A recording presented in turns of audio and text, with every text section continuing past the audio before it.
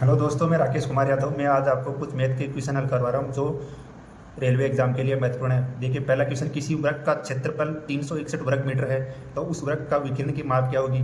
तो वृत्त का क्षेत्रफल होता है ए स्क्वायर बराबर 361 इधर से स्क्वायर हटा देंगे, इधर लगा देंगे तो ये आ जाएगा 19।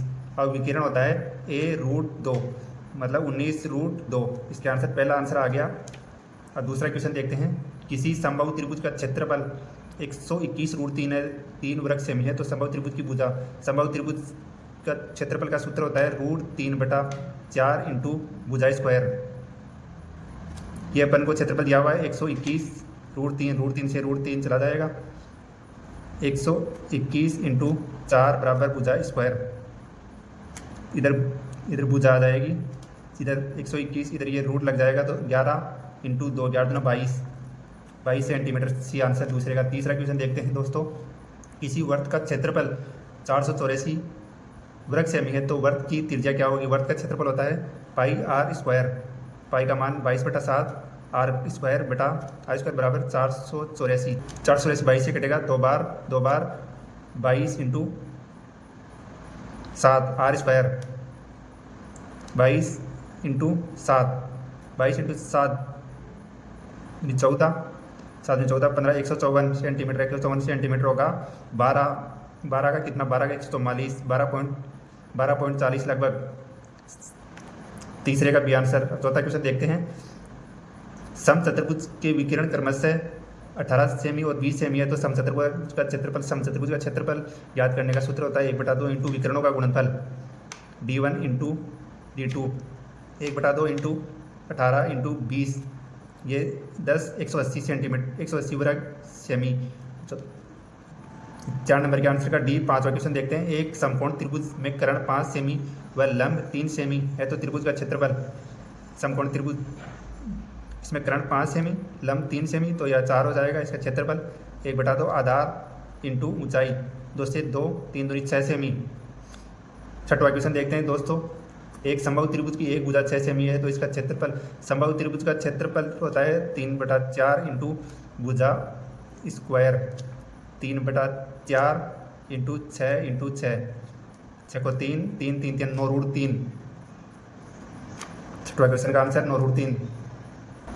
सातवां क्वेश्चन देखते हैं। एक वर्त की परिधि 88 सेमी है तो त्रिज्या होगी। वर्त की परिधि होती है 2πr बराबर 88 सेंटीमीटर।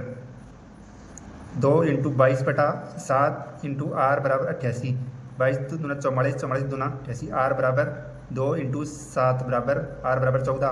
C answer. आठवां क्वेश्चन देखते हैं। एक पहिया 880 मीटर दूरी तय करने में 10 चक्कर लगाता है तो पहिया की त्रिज्या, 880 मीटर तय करने में 10 चक्कर मतलब एक चक्कर 88 मीटर का हो गया। तो वर्त की परिधि 2 इंटू 22/7 इंटू आर बराबर 88, 44 दूना 88, आर बराबर 14 मीटर। नौवां क्वेश्चन देखते हैं। यदि किसी आयत की लंबाई 20% बढ़ा दी जाए और चौड़ाई कितने प्रतिशत कमी करनी पड़े ताकि उसके क्षेत्रफल में कोई परिवर्तन न हो। लंबाई 100 से 120। आयत का क्षेत्रफल होता है लंबाई इंटू चौड़ाई, मतलब जितनी लंबाई बढ़ेगी उतनी लंबाई कम करनी पड़ेगी। कितनी कम करनी पड़ेगी, 20 कम करनी पड़ेगी। कितने पे, 120 पे। 100, 6, 5, 3, 10, 50/3 मतलब 16 सही 2/3 आंसर। 9वें का 16 सही 2/3। 10वां क्वेश्चन देखते हैं। यदि किसी वर्त की त्रिज्या 20% बढ़ा दी जाए तो उसके क्षेत्रफल में कितने प्रतिशत की वृद्धि होगी। वर्त का क्षेत्रफल होता है पाई आर स्क्वायर मतलब आर 2 बार, कितना बटा 100 से 5 से 6 मतलब 100 से 120, 5 से 6, 25 से 36 कितना बटा 9, 25 से 36 कितना 100, 25 चौक 100, 9 चौका 36% उसका क्षेत्रफल बढ़ जाएगा। 10वें का आंसर ए। 11वां क्वेश्चन देखते हैं दोस्तों। 5 इंच वाले वर्ग से 1 इंच वाले कितने छोटे वर्ग बन सकते हैं। 5 इंटू 5 वर्ग, 1 इंटू 1, 25 वर्ग बन सकते हैं छोटे। 12वां क्वेश्चन देखते हैं। एक वर्गाकार क्षेत्र का क्षेत्रफल 576 किमी है। 12 किलोमीटर प्रति घंटे की चाल से एक घोड़े इसके चारों दौड़ने में कितना समय लगेगा। इसका क्षेत्रफल, वर्गाकार का क्षेत्रफल होता है ए स्क्वायर बराबर 576, ए बराबर 24, 24 चौक 96, 96 किलोमीटर को 12 किलोमीटर प्रति घंटे, 12 पंजे 60, 12 चौगाड़ी 72, 12 सताम 84, 12 घंटे मतलब 8 घंटे के अंदर वो उसके चारों ओर दौड़ लेगा। 12वें क्वेश्चन का आंसर। देखिए दोस्तों आगे देखते हैं। किसी त्रिभुज का क्षेत्रफल 1176 सेमी है। यदि आधार और संबंधित ऊंचाई का अनुपात 3:4 है तो त्रिभुज का की ऊंचाई होगी। तो त्रिभुज का क्षेत्रफल होता है 1/2 आधार 3x इंटू 4x बराबर 1176। अब 4 × 12 x स्क्वायर बराबर 1176 इंटू 2। 12 का भाग देंगे, 12 नाम है 108, 6 का 6, इधर 17 में से 8 गया 9, 12 घंटे 96, 98 इंटू 2, 98 इंटू 2 का मतलब 196, 196 होता है x बराबर 14। तो त्रिभुज की ऊंचाई आधार संबंधित ऊंचाई 4 सेमी, 4 मतलब 14 चौका 56 सेमी ऊंचाई हो गई। दूसरा क्वेश्चन देखते हैं। किसी आयताकार क्षेत्र का परिमाप 200 मीटर है और इसकी चौड़ाई 40 मीटर, 40 मीटर, 40 80 ये हो गई, 120, 120 में 60 ये 60 100। तो उसका क्षेत्रफल, तो आयत का क्षेत्रफल होता है लंबाई इंटू चौड़ाई, 6 चौका 24 मतलब 2400 मीटर स्क्वायर भी आंसर। तीसरा क्वेश्चन देखते हैं दोस्तों। यदि किसी त्रिभुज की ऊंचाई में 40% की कमी और उसके आधार में 40% की वृद्धि कर दी जाए तो त्रिभुज के क्षेत्रफल पर क्या प्रभाव पड़ेगा। तो हम देखते हैं दोस्तों, 10 से 6 हो गया 40% कमी और आधार में 10 से 14 हो गया, तो इधर 100 आ गया, इधर 6 चौका 24 का 4 हासिल की 1, 6 एकम 6, 1 84, कितने की कमी आई, 16% की कमी हो गई। तीसरे में भी आंसर। चौथा क्वेश्चन देखते हैं दोस्तों। 5 सेमी अर्धव्यास वाले 5 सेमी अर्धव्यास मतलब त्रिज्या वाले वर्त का क्षेत्रफल उसकी परिधि से कितना होगा। वर्त का क्षेत्रफल 5 सेमी वाला कितना प्रतिशत होगा, 2πr उसकी परिधि, 2 × 22/7 × r कितना है 5। ये तो इसकी परिधि और क्षेत्रफल होगा πr², 22/7 × 5 × 5, 22 तो क्षेत्रफल 22 पाई का पाई रख लेंगे, 5 × 5/2 × पाई × 5 × 100। पाई से पाई कट जाएगा, 5 से 5 कट जाएगा, 2 से ये 50, 250% डी आंसर। पांचवा क्वेश्चन देखते हैं दोस्तों। एक वृत्त का क्षेत्रफल उस आयत के क्षेत्रफल के बराबर है। एक वृत्त का क्षेत्रफल उस आयत के